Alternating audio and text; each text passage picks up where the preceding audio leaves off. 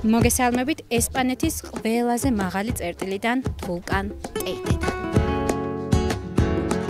ტენერიფე კუნძული, რომელიც ლეგენდებითაა სავსე. მიწა, რომელიც საუკუნეების მანძილზე ცეცხლში იყო გახვეული და კლდეები, რომლებიც ცასწვდებიან და ეს ყველაფერი არაა. თითოეული სანაპირო თავის ისტორიას გიამბობს. მთებში ჩაკარგული პატარა სოფლები, სადაც დრო გაჩერებულია და რა თქმა უნდა ტეიდე. კუნძულის გული და მსოფლიოში სიდიდით მესამე ვულკანი. მოსაყოლი მართლაც რომ ბევრი დამიგროვდა. ასე რომ მოემზადეთ თავგადასავლებისთვის, რადგან ამ ვლოგში მოგიყვებით თუ როგორია მოგზაურობა ღმერთების კუნძულზე.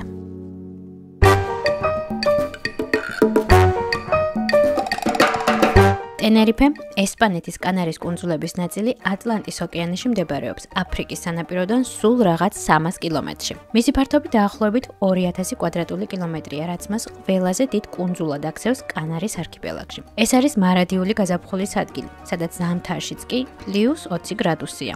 ტენერიფე თავისი ბუნებით უნიკალურია. ტროპიკული სანაპიროები, უძველესი ქალაქები და ვულკანური მთები. თითქოს რამდენიმე სამყარო ერთ პატარა კუნძულზეა მოქცეული. კუნძულის მოსავლელად ყველაზე გონივრული გადაწყვეტილება მანქანის ქირაობაა. ტენერიფე არც ისე დიდი კუნძულია, ამიტომ ავტომობილით მარტივად მოივლი ყველა მხარეს. აი მაგალითად კუნძულის უკიდურესი სამხრეთიდან უკიდურეს ჩრდილოეთამდე რომ წახვიდე 2 საათი გეყოფა, ხოლო მთლიან კუნძულს 5 საათში დაარტყავ წრეს. საწვავს რაც შეეხება საწვავით საკმაოდ იაფია, ევროდან евро და 20 ცენტამდე ღირს 1 ლიტრი. გააჩნია კუნძულის რომელ მხარეში იმყოფები და დამერწმუნებით საკმაოდ კარგი ფასია ევროპის კვალობაზე. შეგახსენებთ რომ ეს მოგზაურობა დაგეგმილია ჩემი ტურისტულის მიერ. ასე რომ თუ მოგზაურობას გეგმავთ, ეწვიეთ ჩემს სოციალურ ქსელებს და დაგიგეგმავთ როგორც ტენერიფეზე, ასევე მსოფლიოს ნებისმიერ წერტილში ტურებს. ტეიდე არის ვულკანი, რომელმაც ხელი შეუწყო სხვა უძველეს ვულკანებთან ერთად ტენერიფეს როგორც კუნძულის სტრუქტურის ჩამოყალიბებას. ხო და ჩვენ სწორედ აქედან ვიწყებთ ჩვენს მოგზაურობას. მოგზაურობისას თუ გინდათ რომ დღე ენერგიულად დაიწყოთ, ამისთვის გემრიელი საუზმე, ჩემი აზრით, აუცილებელია. ჩემს სასტუმროსთან ახლოს ერთი უსაყვარლესი პატარა კაფე აღმოვაჩინე, სადაც უგემრიელეს კაპუჩინოს და უგემრიელეს სენდვიჩებს თავისი ტკბილეულობებით ამზადებენ. რიგის რაოდენობითაც მიხვდებით თუ როგორი გემრიელი ადგილია.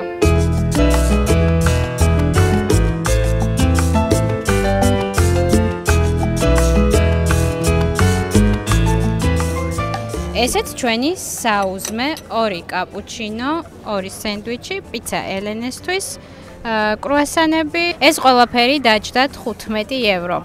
თქვენი აზრით როგორი ფასია? ეს კუნძულზე მგონი ყველაზე გემრიელი ყავა აქ არის.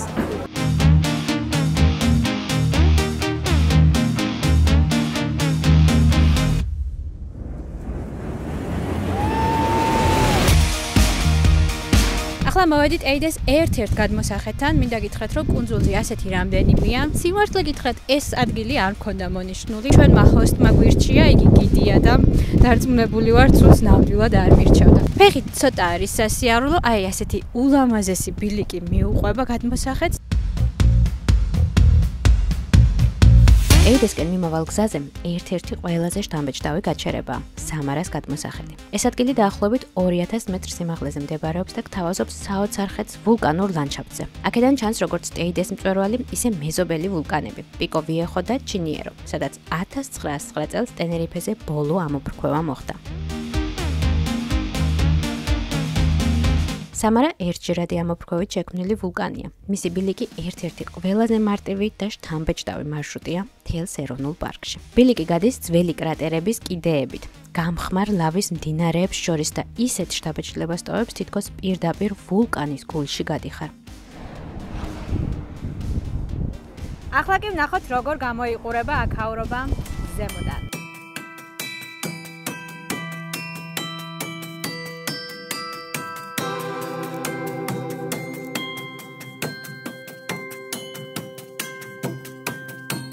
საინტერესოა, როგორც ცდილობს ბუნება აქ სიცოცხლის დაბრუნებას. მკვდარ მიწაზე ნენელა იზრდება კანარული ფიჭვები, პირველი მცენარეები, რომლებიც ასეთ ნიადაგს იპყრობენ. მათი მწვანე ფერი თითქოს კონტრასტს ქმნის ამ გამქრალ შავ პეიზაჟთან და გვახსენებს, რომ სიცოცხლე ყოველთვის გზას პოულობს.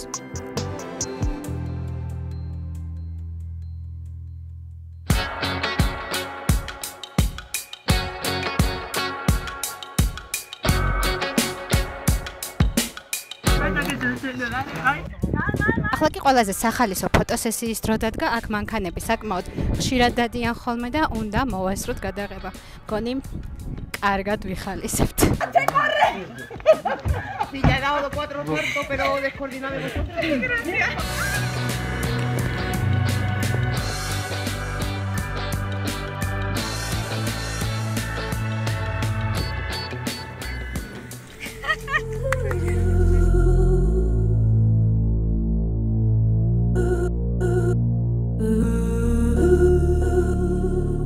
ტეიდეს ეროვნული პარკი ტენერიფეს გული და სულია. ის მდებარეობს ზღვის დონიდან 2000 მეტრზე და მოიცავს ვულკან ტეიდესა და მის გარშემო გაშლილ ლავის ველებს. პარკი იუნესკოს მსოფლიო მემკვიდრეობის სიაშია შეტანილი და წარმოადგენს ერთ-ერთ ყველაზე უნიკალურ პეიზაჟს მთელს ევროპაში. აქ შეგიძლია ნახოთ გაქვავებული ლავა, უზარმაზარი კრატერები და წარმოუდგენელი ქანების ფორმაციები. ტეიდე არ არის მხოლოდ მთა. ეს ცოცხალი მუზეუმია, სადაც ბუნება, საკუთარი ისტორია ცეცხლით, ქარით და ქვით დაწერა. ახლა კი დროა უშუალოდ ვულკანზე ავიდეთ, ასეთი საბაგიროს საშუალებით. გეტყვით იმას, რომ წინასწარ უნდა დაჯავშნოთ ბილეთები და ერთი ადამიანი ღირს 42 евро. ასვლა და ჩამოსვლა. აქ მიუდიდებ ქვემოთ, რომელი საიტიდან შეძლებთ ბილეთების დაჯავშნას. წავედით.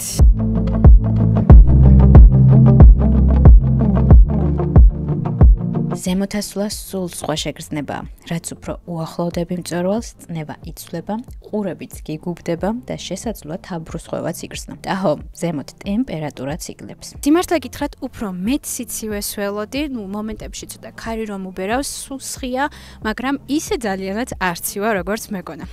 თუმცა ალბათ ამინცაც გააჩნია და თქვენ აუცილებლად წამოიღეთ რაიმე მოსაცმელი. ეს არის ტეიდე, ტენერიფეს გული და კუნძულის სიმბოლო. იგი უბრალოდ მთა არაა, ის აქტიური ვულკანია. ამჟამად ძინავს, თუმცა ტეიდე დაახლოებით 100-200 წელიწადში ერთხელ იღვიძებს. ამიტომ მეცნიერები მუდმივად აკვირდებიან. მისი სიმაღლე 3718 მეტრია. ეს ესპანეთის ყველაზე მაღალი წერტილია. ტეიდე კი მსოფლიოში მესამე ყველაზე მაღალი ვულკანია. საოცრად ლამაზი ბილიკის გავლა მიწევს.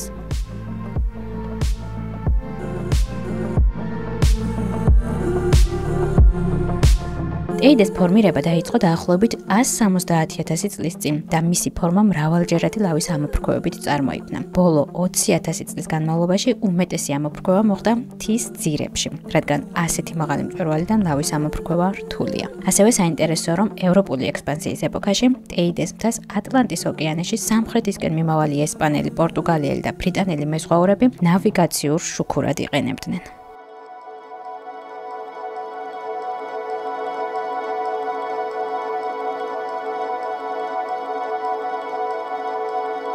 თუ გონიათ, რომ ვულკანი მხოლოდ ქვა და ლავაა, მაშინ ტეიდეს ლეგენდა ნამდვილად გაგაკვირვებთ.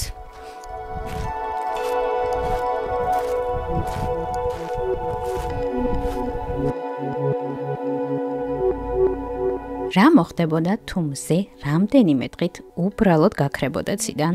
თითქოს წარმოუდგენელია, მაგრამ გუანჩების, ტენერიფეს უძველესი მოსახლეობის ლეგენდის მიხედვით, ეს მართლა მოხდა აქ, ტეიდეს ვულკანზე.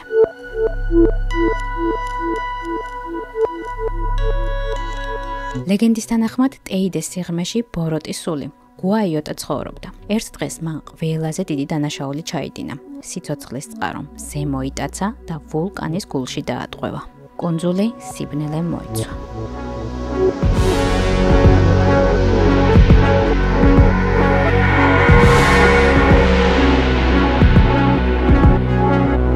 ალბათ ბავშვობაში ვერასდროს ვიფიქრებდი, რომ ოდესღაც ისეთ ადგილას აღმოჩნდებოდი, სადაც მზე იყო დატყვევებული.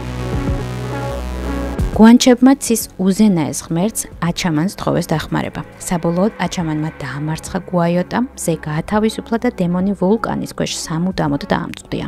ამბობენ, რომ გუაიოტა დღესაც ვულკანის სიღრმეშია გამოკეტილი და ყოველი ამოფრქვევისას ის ისევ ცდილობს გაქცევას.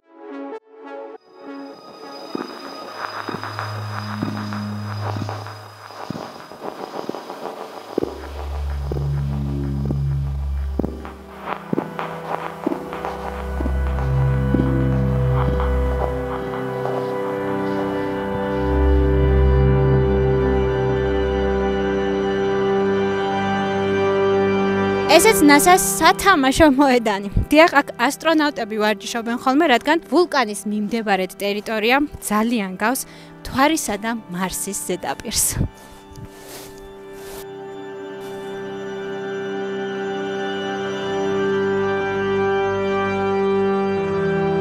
ტეიდეს ვულკანის გარშემო არსებული უნიკალური ლანდშაფტი ასტრონავტებისთვის მარსის სიმულაციაა. ლავის გაყინული მდინარეები, ქვიშის უცხო ფერი და ვულკანური კლდეები. ზუსტად აქ ვარჯიშობს NASA მარსის მისიებისთვის. ასტრონავტები აქ ტესტავენ ტექნიკას, გადარჩენის მეთოდებს და მომავლის კვლევებს. როცა ამ ლანდშაფტში დგან ფეხს, თითქოს კოსმოსური ექსპედიციის ნაწილი შენც ხდები.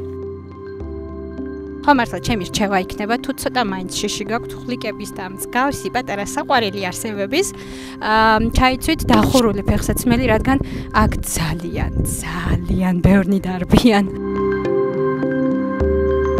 აქ სეირნობისას შეიძლება ვერც კი მიხვდე, რომ შენთვის საყვარელი ფილმების გადასაღები მოედანიც მოიარე. ტეიდეს უნიკალური ლანდშაფტი მხოლოდ მეცნიერების ყურადღებას არ იპყრობს. აქ გადაღებულია ლეგენდარული ფილმებიც. მილიონი წელი ჩვენს ერამდე, ვარსკვლავური ომები, ძალაუფლების ბეჭდები, სადაც ტეიდე რუნის მიწად გადაიქცა და კიდევ სხვა უამრავი თქვენთვის ნაცნობი ფილმი.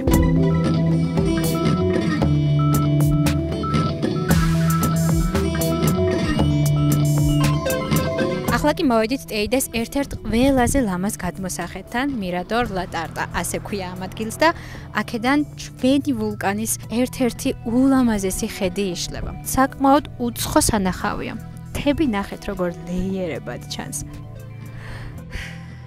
ძალიან ლამაზია. ხო, კიდევ ერთ ფაქტს გეტყვით, კუნძულზე ჩამოსულებს კალიმა დაგვხვდა. ვინც არიცით, გეტყვით, რომ კალიმა არის საჰარას უდაბნოდან წამოსული მტვერი. რამდენიმე კილომეტრში საერთოდ არაფერი არ ჩანდა და გაგვიმართლა, რომ რამდენიმე დღის შემდეგ ჩვენი კალიმა გაიფანტა და უკვე ასეთი პეიზაჟებით ტკბობა შეგვიძლია. კუნძულის მასშტაბით დრონის ფრენა არ შეიძლება, მაგრამ ჩვენ მაინც ვცდილობთ ხოლმე, რომ ჩუმად ვიფრინოთ. წესებიც ხომ იმისთვის არის, რომ დაარღვიო.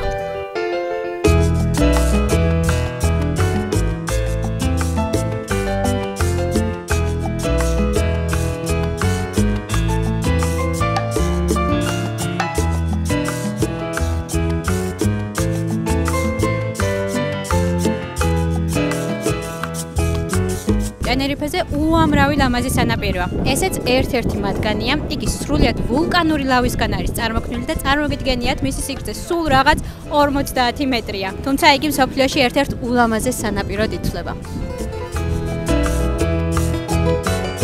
თუ მოგწონს მინიატურული სანაპიროები და კლდოვანი პეიზაჟები, ეს ადგილი აუცილებლად უნდა ნახო. ტენერიფეს სამხრეთ სანაპიროზე იმალება ადგილი, რომელიც ტურისტულ რუკებზე თითქმის არასდროს ჩანს. ეს არის პლაია ამარილია, კოსტა დელ სილენსიო. სახელი უკვე ყველაფერს გვეუბნება. სიჩუმის სანაპირო. ასე ქვია ამ პატარა სოფელს, სადაც ეს სანაპირო მდებარეობს. აქ არ არის ხმაურიანი ბარები, მუსიკა და ხალხმრავლობა. აქ მხოლოდ ოკეანის ტალღების, ქარის და შორიდან თოლიების ხმას გაიგონებთ. კლდეები, რომელიც სანაპიროს აკრავს, წარმოშობით ვულკანურია. ათასობით წლის წინ, როცა ტეიდეს ვულკანი ჯერ კიდევ აქტიური იყო, მისი ცეცხლოვანი ნაკადები აქ ჩაედინებოდა ოკეანეში. დროთა განმავლობაში კი მან სკულპტურები შექმნა. ოქროსფერი და მუქი ლავის ფენებით, რომლებიც მზის სხივებზე ელავენ. ამიტომაც ქვია მას ამარილია, ანუ ყვითელი სანაპირო. ადგილობრივი მოსახლეობა მას ხშირად პატარა ოქროს მთას უწოდებს და მიიჩნევს, რომ იგი ერთ-ერთი ყველაზე ფოტოგენური ადგილია სამხრეთ ტენერიფეზე. კლდეები ოფიციალურად დაცულია როგორც ბუნებრივი მონუმენტი. ამიტომ აქ ყოფნა პატარა მუზეუმში სეირნობას გავს, ღია ცის ქვეშ.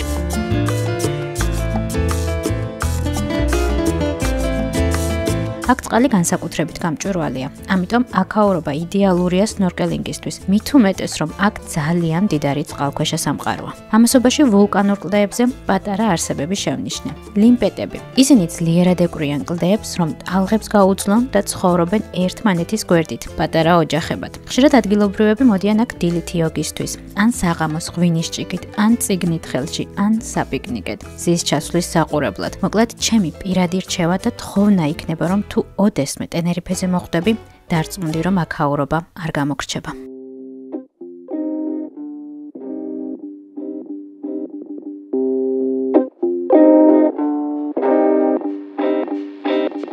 ტენერიფეს დასავლეთ სანაპიროზე, იქ სადაც ოკეანეც ასეხება, აღმართულია ყველაზე შთამბეჭდავი ბუნებრივი კედელი, ანუ გიგანტები. სწორედ ასე ეძახიან მას ადგილობრივები და როდესაც პირველად დაინახავ ამ ფერდობებს, მარტივად მიხვდები თუ რატომ ქვია ასე. აი ხომ ხედავთ ამ უზარმაზარ გიგანტურ კლდეებს. ისინი თითქმის 600 მეტრის სიმაღლის არიან და პირდაპირ ოკეანეში ეშვებიან. პირველად რომ დავინახე, სუნთქვა შემეკრა. ისეთი შთაბეჭდილება ქონდა, სიტყვებით ვერ გადმოვცემ. მილიონობით წლის წინ, მაშინ როდესაც ტენერიფეს ფორმირება ჯერ კიდევ მიმდინარეობდა, ლავა მოედინებოდა, მყარდებოდა და ფენებად გროვდებოდა. შემდეგი ამოფრქვევები ზედ კიდევ ახალ ფენას აჩენდა და ასე წარმოეშვა მთელ დასავლეთ სანაპიროზე ციცაბო კლდოვანი ფერდობები, მათ შორის გიგანტებიც. შემდეგ ათასობით წლის განმავლობაში ქარმა, წვიმამ და ზღვამ ნელ-ნელა გამოკვეთა მათი ფორმა და დღეს ასე შთამბეჭდავ ბუნებრივ ციხე-სიმაგრედ აქცია. კლდეების სირასწყალი ძალიან ღრმაა, ზოგ ადგილას 30 მეტრზე მეტიც. ამიტომ ეს ადგილი იდეალურია დელფინებისა და ვეშაპების საცხოვრებლად. სწორედ ამიტომ გიგანტები დღეს ტენერიფეს ერთ-ერთი ყველაზე პოპულარული ტურისტული მიმართულებაა. ასევე საინტერესოა, რომ გუანჩების, ტენერიფეს უძველესი მოსახლეობის რწმენით, სწორედ აქ მთავრდებოდა მათი სამყარო. ამ კლდეებს ისინი ნაწილობრივ წმინდად, ნაწილობრივ კი საშიშ საზღვრად მიიჩნევდნენ. ოკეანის იქით უკვე ღმერთების სამყოფელი ეგონათ და სწორედ მითიური გიგანტები იცავდნენ კუნძულის საზღვრებს და ხალხს ბოროტისულებისგან. ეს კლდეები კი სწორედ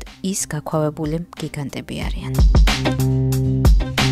აქაურები ხშირად ამბობენ, რომ თუ გიგანტებს მზის ჩასვლისას შეხედავ და ჩუმად სურვილს ჩაიფიქრებ, ოკეანე აუცილებლად წაიღებს შენს ნეგატიურ ენერგიას და სურვილიც უფრო სწრაფად აგიხდება. ნამდვილად ვერ გეტყვით, ეს რამდენად მართალია, თუმცა რაღაცები მეც ჩავიფიქრე.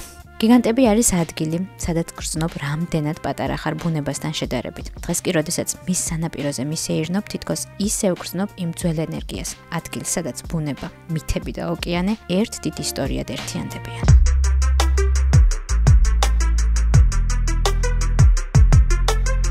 გავაგრძელოთ გზა. საოცრად მყუდრო, პატარა, ოკეანისპირა ქალაქებს გავდიოდი და ისეთი შთაბეჭდილება მრჩებოდა, თითქოს აქ დრო საერთოდ გაჩერებულია და ტენერიფეს გზები.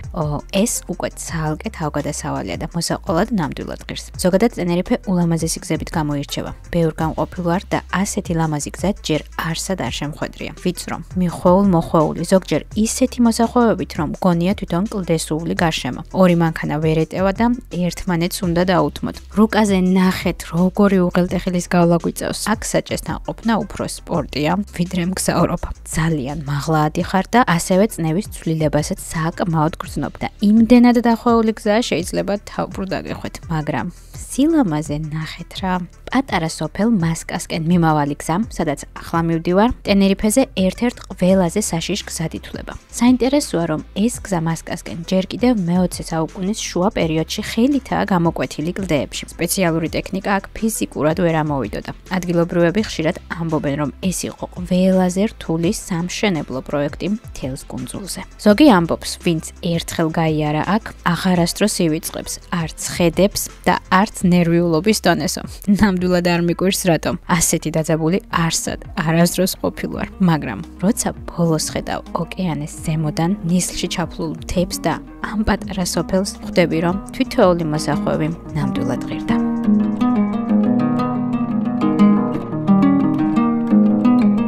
და აი მასკა, სოფელი, რომელიც თითქოს სამყაროს კიდეზეა ჩამოკიდებული. მასკა ადრე სრულიად მოწყვეტილი იყო სამყაროს. გზა აქამდე მხოლოდ 1960-იან წლებში გაიყვანეს. მანამდე კი სოფელში ფეხით ან ჯორებით ადიოდნენ. სწორედ ამიტომ მასკას ხშირად ტენერიფეს დაკარგულ სოფელს ეძახიან. ამბობენ, რომ მასკის ხეობა მე-17 საუკუნეში მეკობრეების თავშესაფარი იყო და სწორედ ამ ხეობაში მალავდნენ ისინი ნადავლს. აქ რომ მოდიხარ, მარტივი დასაჯერებელია ეს ამბავი. კლდეებს შორის ისე იკარგება გზა, თითქოს სპეციალურად დასამალად იყოს შექმნილი. ტენერიფეში ბევრი საოცარი ადგილია, რომელსაც აუცილებლად გაჩვენებთ, მაგრამ მასკა სულ სხვა განზომილებაა და თუ აქედან ოკეანისკენ ჩაუყვებით გზას, შესაძლოა საუკუნეების წინ დამალულ მეკობრეთა განცაც წააწყდეთ სადმე. დღეს მასკაში სულ რამდენიმე ათეული ადამიანი ცხოვრობს. დაახლოებით 40-ოდე. აქ ცხოვრება მარტივი არ არის. მაღაზიების შორსაა. გზა რთულია და ზოგჯერ კვირაში ერთხელ ჩამოდიან ქალაქში პროდუქტებზე. ბევრი ტურისტულ სეზონზე მუშაობს პატარა კაფეებში ან სუვენირების მაღაზიებში.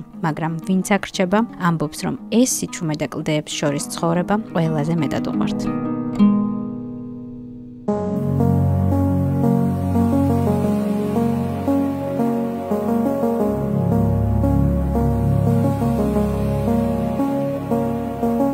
გარაჩიკო ერთი შეხედვით მშვიდი პატარა ქალაქია ტენერიფეს ჩრდილოეთ სანაპიროზე, მაგრამ მის უკან საოცრად დრამატული ისტორია იმალება. 1706 წელს ახლოს მდებარე ვულკანი მონტანია ნეგრა ამოიბრქვა და ცეცხლოვანი ლავა პირდაპირ გარაჩიკოსკენ დაეშვა. მაშინ ეს ადგილი ტენერიფეს ერთ-ერთი ყველაზე მდიდარი პორტი იყო. აქედან ევროპაში იგზავნებოდა ღვინო, შაქარი და სხვა საქონელი. ლავა იმდენად სწრაფად გავრცელდა, რომ რამდენიმე საათში მთლიანად დაფარა პორტი, ქუჩები და სახლები. გარაჩიკო ტენერიფეს რუკიდან თითქმის მთლიანად გააქრო. საბედნიეროდ მოსახლეობა სასწაულად გადარჩა. ამ ისტორიაში ყველაზე საოცარი ის არის, რომ ბუნებამ ახალი სიცოცხლის შექმნა გადაწყვიტა. შექმნა ის, რაც დღეს ყველაზე მეტ ტურისტს იზიდავს. გარაჩიკოს ბუნებრივი აუზები, სადაც ოკეანის ტალღები და ძველი ვულკანის კვალი ერთ საოცარ ხედად ერთიანდება. გარაჩიკოს ბუნებრივი აუზები ტენერიფეს ერთ-ერთი ჯადოსნური და მაგიური ადგილია. ლავამ, რომელიც ვულკანიდან წამოვიდა საუკუნეების წინ ოკეანის სანაპიროზე, ასეთი ბუნებრივი ფორმები შექმნა. ატლანტის ოკეანე მას წყლით ავსებს და ასეთ ულამაზეს ბუნებრივ აუზებს ქმნის.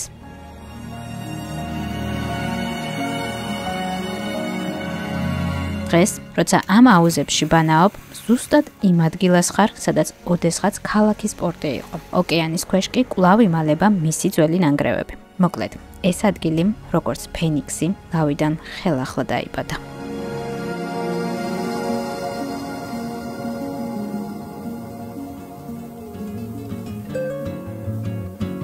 სანამ ტენერიფეს საოცარი ადგილების აღმოჩენას გავაგრძელებდე, დროა მოგზაურობის ერთ-ერთ ყველაზე გემრიელ ნაწილზე, ადგილობრივ სამზარეულოზე ვისაუბრო. კანარული სამზარეულო გამორჩეულია თავისი უბრალოებით, მაგრამ საოცრად მდიდარი გემოებით. მის ნამდვილ არომატს კი სად თუ არა გუანჩებთან იპოვე. მანამ სანამ ჩემი კერძები მოვა, ცოტა გარემოსაც დაგათვალიერებინებთ. პირველი, რაც თვალში მომხვდა, იყო თვითონ გარემო. ყველაფერი ძველი და ავთენტურია. თითქოს დრო აქ შეჩერებულია. ასე მგონია წარსულის პატარა მუზეუმში მოვხვდი, სადაც თითოეულ ნივთს თავისი ისტორია აქვს. ნახეთ, რა საყვარელი ნივთები და დეტალებია.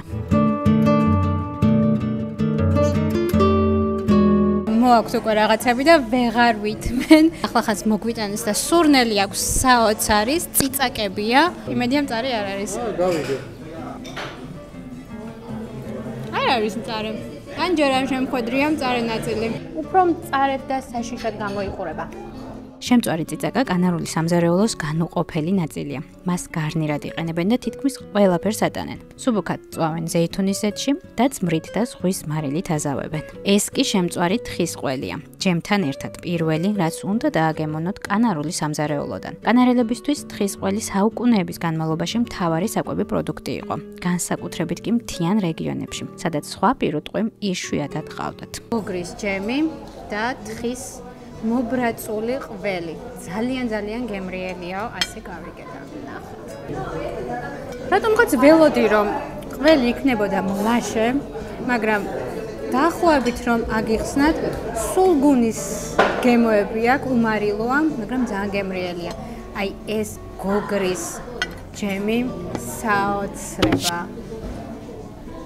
ტკბილი. ესეც ჩვენი ბრაწულები, ნაგეცებივით არის ისპანახი, აქ არის ლურჯი ყველის, ძეხვის და ქათმის. ნახე როგორია. კრემოვანია. გარედან ბრაწულა და შიგნიდან პიურესავით კრემოვანი ისპანახი. შემდეგი რაც დაგემონების სიაში იყო, რვაფეხა.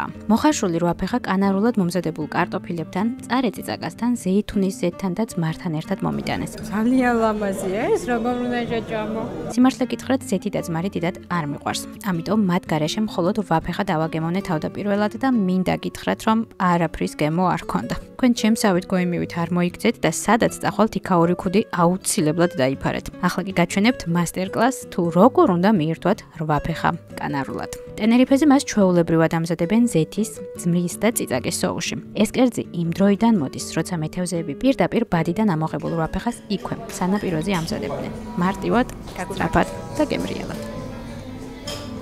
ცოტა მწარეა, არა, კარგად მწარეა, მაგრამ ძალიან გემრიელია. ძალიან მწარეა ეს. ერთი წუთით. ეს არის შებრაწული ქათამი. ყველაფერი განსაკუთრებული და ეს არის ტრადიციული კანარული კერძი, როგორც გითხრეს, თხის ხორცი მოხარშულ კარტოფილებთან ერთად. აქაური ხაშლა მაგაბრობის კი. გონი ძალიან ბევრი რაღაც შევუყვეთეთ, მაგრამ ეს ყველაფერი აუცილებლად უნდა დააგემონო, როცა ამ კონძულზე ხარ.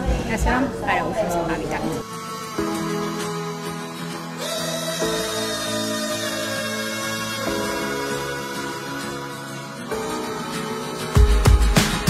ბოკა კანგრეხო ტენერიფის ერთ-ერთი ყველაზე განსხვავებული პატარა ფერადი ოკეანისპირა ქალაქია. სახელი სიტყვასიტყვით კიბორჩხალების ყურეს ნიშნავს. აქ სულ რაღაც 400-მდე ადამიანი ცხოვრობს, თუმცა ჩემი სტუმრობის მიზეზი სულ სხვა.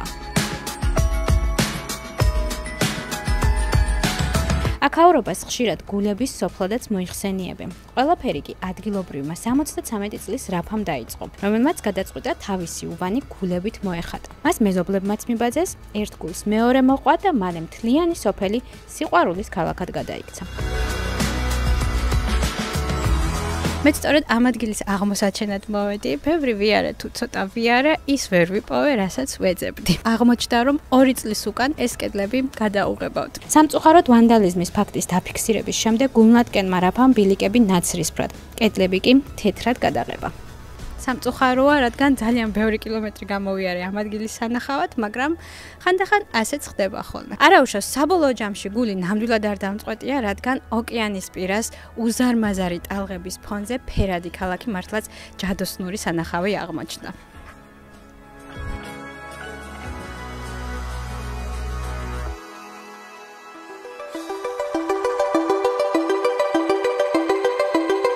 ბევრი წვალების შემდეგ როგორც იქნა მოვაგენი. ძალიან გამიჭირდა ამ ლოკაციის მოგნება, რადგან კოორდინატები, რომელიც მითითებული იყო Google-ში, ყოველი მცდელობის დროს შეცდომით მიშვებდა. მაინც ვიპოვე. წავედით. იცოდით, რომ ტენერიფეზე არის ხე, რომელიც დრაკონის სისხლისგან არის წარმოქმნილი. მათი ნახვა კი ტენერიფეზეა შესაძლებელი. ეს დრაკონის ხეა და ასეთი კუნძულზე მხოლოდ რამდენიმეა. მეც ერთ-ერთ მათგანს ვეწვიე. ისეთი შთამბეჭდავი და ლამაზი სანახავია, როგორიც წარმომედგინა. მართლა ცხის ტოტები ისეა გაზრდილი, თითქოს დრაკონს ფრთები აქვს გაშლილი. ძალიან ლამაზია. აი ამ წითელ ხის ფისს ხომ ხედავთ? იგი დრაკონის სისხლია და ამბობენ თუ მას წამოიღებ და დალევ შეიძლება დრაკონის ძალებიც კი მოგეცეს. სხვადასხვა როგორც გავიგე ამ წითელ ფისს ადგილობრივები ძველად სამკურნალოდ იყენებდნენ. ძალიან საინტერესოა, ხომ არ წამოვიყო? დრაკონულ წარმომავლობასთან ერთად მათ განსაკუთრებულს ასაკიცხდით. ისინი დედამიწაზე ერთ-ერთ უძველეს 800-1000 წლის ხეებად მიიჩნევიან.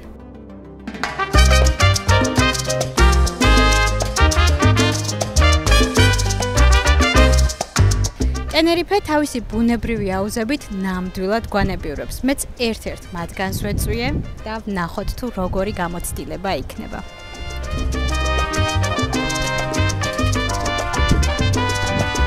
და ხედი ნახეთ, როგორი ლამაზი იშლება აქედან. დღითი დღე ვწმუნდები, რომ ტენერიფე ზუსტად ის დანიშნულებაა, რომელიც ყოველ დღე სულ ახალ-ახალ საოცრებებს თავაზობს. ახლა კი აი აქ ბანაობის დროც მოვიდა. წავედით. თელს კუნძულზე რომ აი ასეთი უზარმაზარი გიგანტური კაქტუსები მხვდება, ეგ კიდევ ცალკე ეგზოტიკაა. ჩარკო-დე-ლახა ვულკანური წარმოშობის ბუნებრივი აუზია ტენერიფეს ჩრდილოეთ ნაწილში. ეს ადგილი ერთ-ერთი ყველაზე პოპულარული და ფოტოგენური ადგილია მთელს კუნძულზე. მიუხედავად იმისა, რომ აუზში წყალი ოკეანის ტალღებით გამუდმებით ივსება, ცივის საერთოდ არაა. პირიქით, სასიამოვნოდ გრილი აღმოჩნდა. ამბობენ, რომ გუანჩებისთვის ასეთი ადგილები წმინდა იყო. იქ, სადაც ოკეანე თავის წყალს აგროვებს და მისი საშუალებით წინაპრების სულები ცოცხლებთან საუბრობდნენ. აქაურობა იდეალური ადგილია მეგობრებთან ერთად დროის გასატარებლად ან უბრალოდ სიმშვიდის მოსაპოვებლად. ტენერიფე ისეთი კუნძულია, სადაც ძირითადად 80% მაინც სულ უღელტეხილების გავლა გიწევთ და გზად ხან ისეთი ნისლი დაგემთხვევა, რომ არაფერი არ ჩანს, თუმცა ძალიან ლამაზი სანახავია.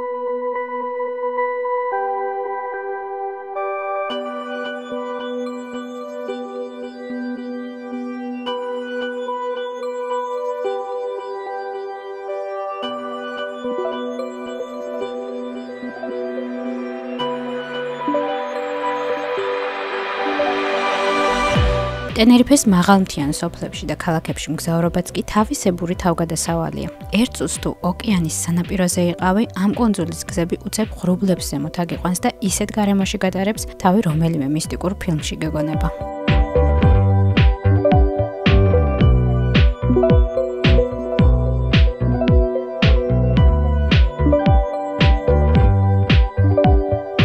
ამჯერად ჩრდილოეთ ტენერიფეს ისტორიულ ქალაქს ლა-ოროტავას ვსტუმრობ. სწორედ აქ მე-15 საუკუნის ბოლოს გუანჩების კუთვნილ მიწებზე პირველად შემოვიდნენ ესპანელები. ერთ-ერთი პირველი რეგიონი იყო კანარის კუნძულებზე, სადაც ესპანელებმა დასახლება დაიწყეს დაპყრობის შემდეგ. ძალიან ლამაზი ქალაქია, მაგრამ იმდენი აღმართია აქ როგორ ცხოვრობ.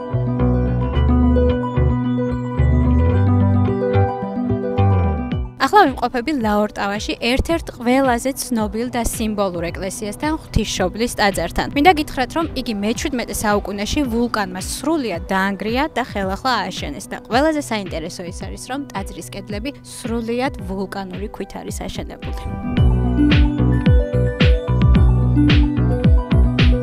ზოგადად მოგზაურობისას ძალიან მიყვარს ხოლმე ქუჩების, სახლების და ასევე ხალხის ცხოვრების დაკვირვება. ჩემი ერთ-ერთი ჰობია, წარმოვიდგენ ხოლმე თუ როგორ ცხოვრობენ, როგორია მათი ყოველდღიური საქმიანობა. ეს ქალაქი ძალიან კარგი დაკვირვების ობიექტია ჩემთვის.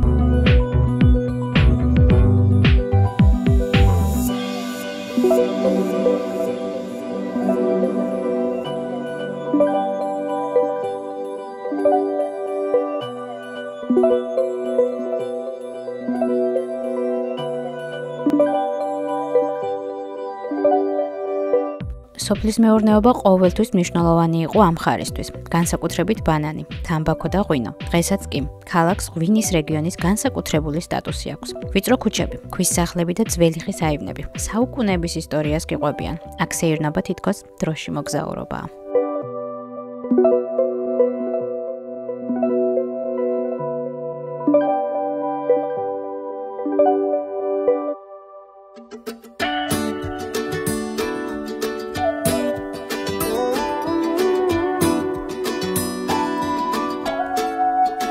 ჩემი მოგზაურობის ბოლო დანიშნულება გემრიელ ლუკმად შემოვინახე. პატარა სოფელი ტაგანანა ჩრდილოეთ ტენერიფეში თითქოს სხვა სამყაროს კუთვნილებაა. აქ მოსვლა მარტივი არაა. გზა, რომელიც სოფელს მოუყვება, არაერთ მოსახვეოს ნისლს და ღრუბელს გადის. ტაგანანა კანარის კუნძულების ერთ-ერთი უძველესი დასახლებაა და ასევე ისტორიულად ცნობილია, რომ ეს ქალაქი ოდესღაც მეკობრეების თავშესაფარი იყო. მთებიდან ნენელა ჩადიხარ ქვემოთ, სადაც კუნძულის ერთ-ერთი და ჩემი ფავორიტი სანაპიროა. მას კანარის კუნძულების ისლანდია შევარქვი, რადგან აქაურობა ძალიან გავს ისლანდიის რეიმსჯერას სანაპიროს. ბენიხოს სანაპირო ტენერიფეს ერთ-ერთი ყველაზე ჯადოსნური და ულამაზესი სანაპიროა. აქ თქვენ დაგხვდებათ შავი ვულკანური ქვიშა, უზარმაზარი ტალღები და ულამაზესი კლდოვანი პეიზაჟები. ბენიხოს მთავარი მახასიათებელია შავი ვულკანური ქვიშა. ბევრ ვულკანურ წარმოშობის სანაპიროზე ყოფილ ვარ, თუმცა ასეთი წმინდა ბრჭყვიალა ქვიშა არსად არ მინახავს. ჯადოსნური მტვერივითა, რომელიც მზეზე ბრჭყვინავს. ოკეანის წყალი ცივია, მაგრამ არც ისეთი, რომ ცურვა ვერ შეძლო. თუმცა ტალღები ნამდვილად ძლიერი და დიდია. ამიტომ ბენიხოს სანაპირო ერთ-ერთი საუკეთესო ადგილია სერფერებისთვის.